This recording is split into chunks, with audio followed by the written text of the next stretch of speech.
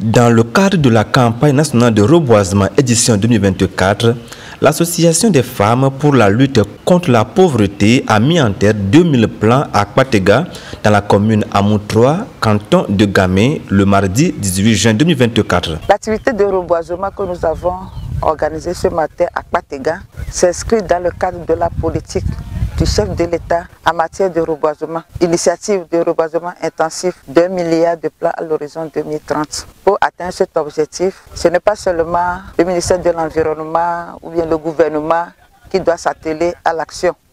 Il faudrait la participation de toutes les catégories d'acteurs, de tous les partenaires pour pouvoir atteindre cette ambition. C'est dans ce cadre qu'au niveau de l'Association des femmes pour la lutte contre la pauvreté, nous nous sommes engagés pour jouer notre partition. C'est dans ce cadre que nous avons organisé des opérations de reboisement avec les femmes dans plusieurs préfectures. Et aujourd'hui, nous sommes à Kpatega, dans la préfecture d'Amou, pour reboiser avec les femmes d'une coopérative dénommée Esseoulé Aboué. Sur le site de Esseoulé Aboué, un site de 3 hectares, nous avons mis en terre 2000 plants de 4 essences, dont le terminalia superba, le Sénaciamea, Acacia auriculae et l'oranger. Pour les femmes bénéficiaires qui ont accueilli AFLP dans la localité, il s'agit d'une joie inestimable. Vraiment, je ne sais plus, je manque de mots. Je remercie Madame la présidente de l'association AFLP avec son initiative qu'elle a prise pour nous aider, nous les femmes de la coopérative Esseoulé Aboué Ouagbara. Donc vraiment, nous sommes contentes d'elle et nous la remercions. Nous demandons aussi qu'il ne faut pas qu'elle nous oublie. Elle n'a qu'à continuer comme elle l'a fait aujourd'hui. Et voilà nos membres qui sont sur le terrain. Et nous remercions beaucoup Madame la présidente, puisque ce qu'elle nous a donné aujourd'hui, surtout ce qui nous a marqué, est les orangers.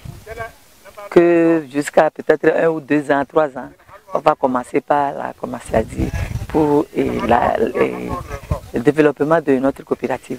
L'activité a été faite en présence du directeur régional des ressources forestières des plateaux. Nous sommes là dans le cadre du reboisement, un reboisement organisé par l'association n'est-ce pas, des femmes pour la lutte contre la pauvreté. Une association à laquelle nous disons merci pour cet accompagnement parce qu'effectivement, avoir les essences que nous avons mis en terre, on réalise effectivement que c'est des essences qui vont contribuer, n'est-ce pas, à lutter contre la pauvreté si surtout ces plants sont bien entretenus. Et ainsi, nous avons mis en terre 2000 plants composés de fruitiers, des fruitiers et des autres arbres qui peuvent constituer du bois énergie. En tout cas, ça pourra servir au bois énergie ou même bois d'œuvre. Et quand vous voyez ces différentes essences, on se rend compte effectivement que c'est des essences qui pourront contribuer à lutter contre la pauvreté. Les fruitiers peuvent être commercialisés, ça peut être consommé. Les bois énergie, on peut faire la carbonisation. Et tous ces aspects, avec tout ceci, ça nous permet, n'est-ce pas, de diminuer la pression que nous avons sur nos ressources forestières. Parce que c'est une réalisation de la part de ces groupements de femmes. Des groupements de femmes qui constituent des acteurs qui vont permettre à l'atteinte des objectifs fixés par le gouvernement. Je vais parler de l'ambition décennale de reboiser 1 milliard d'arbres à l'horizon 2030 et, n'est-ce pas, étendre le taux de couvert forestier à 25% à l'horizon 2025. L'objectif de cette action de soutien à l'endroit des femmes de Kpatega avec le don de fruitiers rentre dans la lutte contre la pauvreté et l'autonomisation de la femme rurale que promeut l'AFLP. Avec l'activité que nous menons aujourd'hui, nous avons choisi les essences à vocation bois énergie et les fruitiers. À maturité, les femmes peuvent exploiter ces essences-là et ça peut leur procurer des revenus monétaires. Et surtout avec les orangers à croissance rapide, elles peuvent cueillir les fruits et les vendre et avoir encore les revenus monétaires. Donc tout ceci va permettre aux femmes d'être autonomes sur le plan financier et ceci va leur permettre de s'occuper d'elles-mêmes, de leur famille et de leurs enfants.